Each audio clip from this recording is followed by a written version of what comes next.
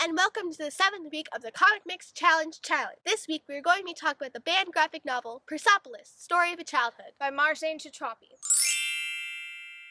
Persepolis is an autobiographical graphic novel about Marjane's life. In this graphic novel, Marjane recounts her childhood in pre- and post-revolutionary Iran. Marjane lived in a middle-class family in the city of Tehran. Her family constantly lived in fear of the different regime changes. Persepolis details Marjane's life from ages about 5 to 14. It shows the struggle of growing up, and there's a revolution going on to add that all into the mix, so it's double traumatic. She has to stay strong and cope with it all. Anya and I both loved this book, so we were very sad to hear that the book's been banned multiple times despite the CBLDF's efforts. The book was banned in some school districts in Illinois and Oregon for graphic language and violence. Some Chicago students actually pointed out that it doesn't show any torture or torture equipment unless you count little kids running around with nails. Others wanted to ban the book because they thought kids shouldn't be learning about the Iran Revolution.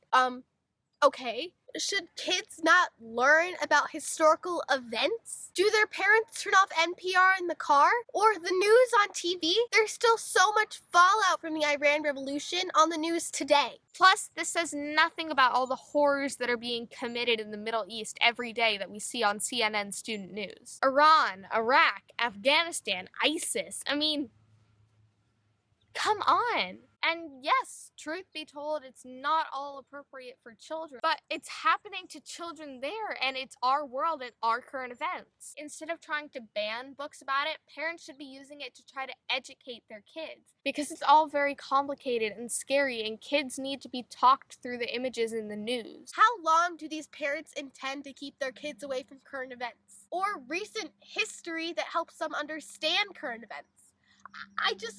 Seriously, I can't even. And graphic language? Chances are that kids 12 and up know or use or have heard their parents use these words before. This isn't a book for little kids, so unless people are growing up in a bubble, they know these words. And if you are growing up in a bubble, then how do you know these words are bad? Most of the bad words in the book happen in a scene where Marjane is being catcalled, which I think is the bigger issue here. Maybe they don't want to admit that it's happening to girls walking down the street in America too. The other time there is questionable language in the book was when Marjane was being insulted by older conservative women. But I think we have to remember that this is an autobiography. This actually happened to Marjane. This isn't fiction. She's just not trying to make controversy. It really happened with those words. Hey, so, we have this great thing called the internet where we can look up whatever inappropriate word that we want.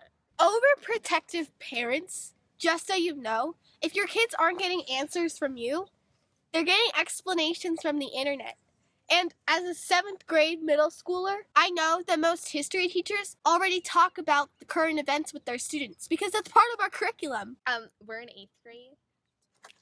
Not a 7 anymore.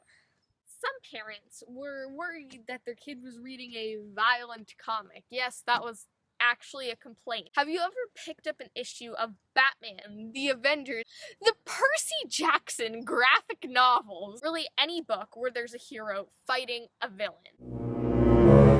And it really has to make you wonder whether it's okay for violence in fictional situations, but not in real-life situations. This book is amazing and really shows what it's like to be an innocent citizen during the revolution. Some schools who aren't banning the book are actually trying to bring it into the classroom to use it to teach, which we think is a great idea.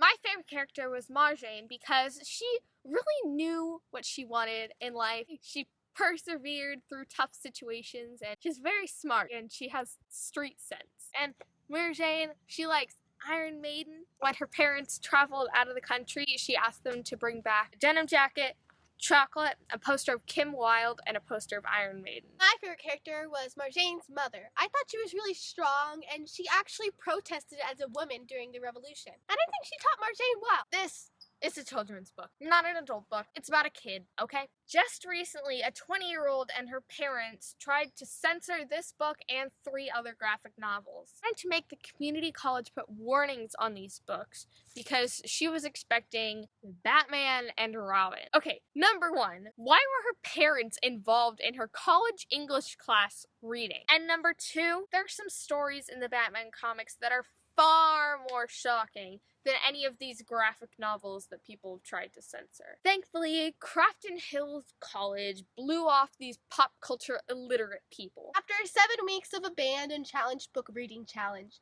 we've learned that there are lots of narrow-minded adults, and that's made us very opinionated. Banning books is wrong. People shouldn't take away reading choices from other people. Not only is it rude, it's also very uneducated. Hashtag sorry not sorry. Follow us on Instagram, Twitter, Tumblr, Periscope, and like us on Facebook. Subscribe to us on YouTube. And check back every Thursday on ComicMix.com for new videos. Bye!